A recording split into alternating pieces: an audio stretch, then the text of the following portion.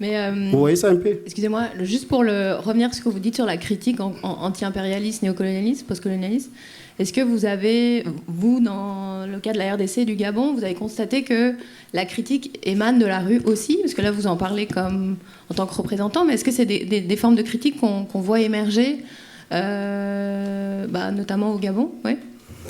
Oui, merci. Je pense que nos amis ont planté le décor.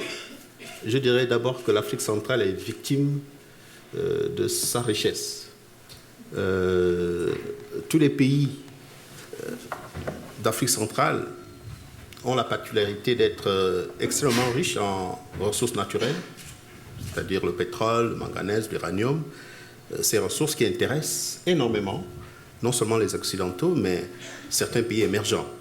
Et aujourd'hui, on parle de la France. Nous avons aussi tendance à penser à certains pays comme la Chine, comme les États-Unis, qui sont dans le même panier de la communauté internationale, qui adoube beaucoup de dictateurs en Afrique centrale. Nous sommes victimes de ces richesses tout simplement parce que quand vous regardez des pays comme le Gabon, la RDC, des matières stratégiques que l'Arabie saoudite, le pétrole que l'Arabie saoudite a utilisé pour établir le rapport de force, n'ont pas servi à nos pays pour établir ce rapport de force. Non seulement pour établir le rapport de force au niveau international, au niveau géopolitique, mais aussi en termes de développement infrastructurel dans nos différents pays. Je le dis tout simplement parce que prenons l'exemple de la RDC qui dispose d'une ressource, je parle sous le contrôle de mon petit frère qui est là, le coltan. Vous n'avez pas de téléphone portable s'il n'y a pas de coltan. Et c'est le seul pays au monde qui produit cette matière première. Mais la RDC a fait du coltan, pas une matière stratégique pour développer et le continent et le pays, mais une ressource pour déstabiliser le pays, pour faire la guerre. Le pétrole au Gabon a servi non seulement à paupériser le peuple gabonais, mais aussi à enrichir des élites en France, en Afrique de l'Ouest, en Asie, partout, sauf au Gabon. Ce que nous défendons dans nos différents mouvements, ce n'est pas tant nous nous battons pour des États de droit. Les États-Unis, j'ai suivi hier ici en France un événement qui peut constituer pour certains pays qui peut être considéré comme un tremblement de terre, un ancien président de la République qui sort par la petite porte. Si nous étions en Afrique, on aurait assisté à des tripatouillages de cette élection parce que Sarkozy, président des Républicains, il organise une élection, mais en Afrique, on n'organise pas une élection pour la paix. En Occident, on organise une élection, on peut perdre et on salue, on félicite son adversaire. Pourquoi c'est propre en Occident? Pourquoi nos pays africains ne peuvent pas adapter ce mode, ce système de démocratie? La démocratie n'est pas... c'est une valeur universelle avec des règles universelles. Nous, au Gabon, quand nous nous sommes battus pour cette élection qui vient de se dérouler, pour d'abord instaurer des règles équitables à tous, parfois, certains de nos collègues africains, même en Occident, on nous a traités de xénophobes parce que nous avons exigé que M. Ali Bongo ne nous fournisse pas 5 actes de naissance, mais un seul acte, c'est une pièce d'état civil. Ben oui, c'est ça. Le bonhomme se balade avec 5 pièces d'état civil, 5 actes de naissance. On a été traité de tous les noms d'oiseaux. Quand les élections se sont déroulées, nous avons eu les observateurs de l'Union européenne, les observateurs de l'Union africaine. Tout le monde était là pour observer. Le peuple gabonais s'est mobilisé malgré les moyens qu'Ali Bongo a mis sur le tapis. Mais il faut rappeler, pour ceux qui ne savent pas, que le Gabon est dirigé depuis 50 ans par la famille Bongo. 50 ans. C'est un petit pays d'1 million d'habitants. C'est le 2e arrondissement de Douala. Oui, 2e arrondissement de Douala. Hein. 1,5 million, ou un quartier de Kinshasa. Mais on produit le pétrole au Gabon depuis 70 ans. 70 ans. On produit le bois au Gabon depuis bientôt 150 ans. Nous sommes producteurs d'uranium avec le Niger. C'est nous qui fournissons l'électricité de France avec notre uranium qui, depuis 40 ans qu'on a exploité ici. Mais qui a laissé au Gabon, pas de la richesse, mais des cancers que nous sommes en train de gérer. Nous produisons du bois, c'est-à-dire les kevazingo et les bois précieux qui existent en Afrique. La plupart de ces bois proviennent de l'Afrique centrale. La liste est longue. Nous avons le soleil, nous avons de l'eau. Au Gabon, l'eau coule partout, sauf dans les robinets. Mais c'est des paradoxes comme ça que nous gérons.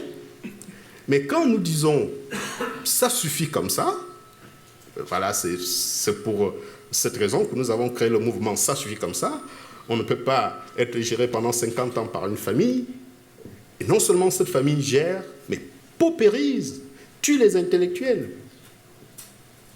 Mais adoubé par... Juste pour rebondir sur ce que vous dites, est-ce que le fait que les mobilisations du mois de septembre au Gabon et à la fois la question de l'attachement justement au processus électoral, est-ce que vous y voyez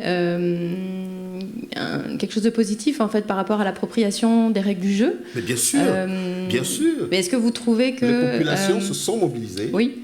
Et est-ce qu'en même temps, le fait que le système fonctionne à la cooptation, au clientélisme, à la corruption, est-ce que ça implique en fait une désagrégation de la société civile? Est-ce que il y a un arrimage difficile en fait entre mobiliser et à la fois avoir une difficulté d'organisation par rapport aux organisations de la société civile? Obama, avant de partir, disait « L'Afrique n'a pas besoin d'hommes politiques forts, mais les institutions fortes ». Ce sont des mots qui sont sortis, mais qui n'ont pas été appliqués par la même communauté internationale. Quand nous avons des institutions, par exemple, qui sont à la solde, la Cour constitutionnelle, qui est dirigée par la mère d'Ali Bongo depuis 30 ans, ne peut pas donner les résultats qui sont en défaveur d'Ali Bongo. C'est un exemple. Toutes les institutions sont entre les mains. Mais le peuple gabonais, depuis 1990, c'est-à-dire c'est la date qui correspond à l'organisation de la première conférence nationale, s'est approprié le mouvement. Quel que soit le type de corruption qu'on peut utiliser au Gabon, à partir du moment où on a dit au peuple gabonais, le bulletin de vote est cet outil et ce terme efficace pour arriver à l'alternance, le peuple gabonais se mobilise à chaque fois pour réussir ce pari. Et nous l'avons testé le 27 août dernier. Mais malheureusement, et tout le monde le sait, c'est pour ça que je parlais des observateurs de l'Union européenne qui sont venus, qui ont produit un rapport accablant, mais qui ont clairement dit qu'Ali Bongo n'a pas gagné. Mais avec les armes vendues par la France, avec les politiques qui soutiennent le pouvoir Bongo, ceux-là n'ont même pas entendu la publication du rapport de l'Union européenne. Pour commencer à se dire, voilà, nous pensons que oui, il faut aller au dialogue, il faut organiser les législatives, mais on oublie qu'on ne peut pas organiser les législatives ou un dialogue si déjà le contentieux n'est pas épuisé. Ça veut tout simplement dire que la population a fait son travail.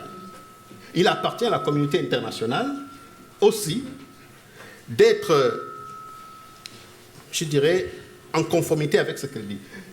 Ce qui s'est passé au Gabon, madame, je termine par rapport à cette question, ce qui s'est passé au Gabon, c'est très dangereux pour les autres pays d'Afrique centrale. C'est très dangereux. Quelles leçons, qu'est-ce qu'on va demander à M. Kabila qui veut modifier une constitution si on n'a pas réussi à peser sur Ali Bongo pour dire, écoutez, c'est vous qui avez perdu les élections, il faut partir.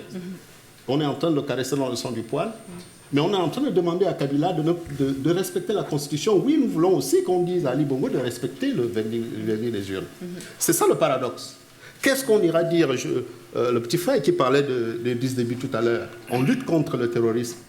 Mais le terrorisme puise sa ressource auprès de la population, des frustrations des peuples. Si on ne peut plus, le seul message que je retiens dans ce qui s'est passé au Gabon, c'est de dire, écoutez, vous avez voté, tout le monde sait, même la communauté internationale sait, l'Union européenne sait qu'Ali Bongo a perdu. Les observateurs de l'Union européenne, ça veut dire les citoyens européens, ont même été humiliés au Gabon. Il y en a qui ont été violentés. On a écouté leurs conversations. Mais ça passe, c'est rien. On a massacré les populations au Gabon. Mais on nous dit, écoutez, le message, c'est, écoutez, le bulletin ne compte plus. Allez prendre les armes pour renverser le système. Est-ce que c'est ce que nous voulons comme démocratie en Afrique? Nous disons non. Merci beaucoup. Je vous laisse la parole par rapport à la situation en RDC.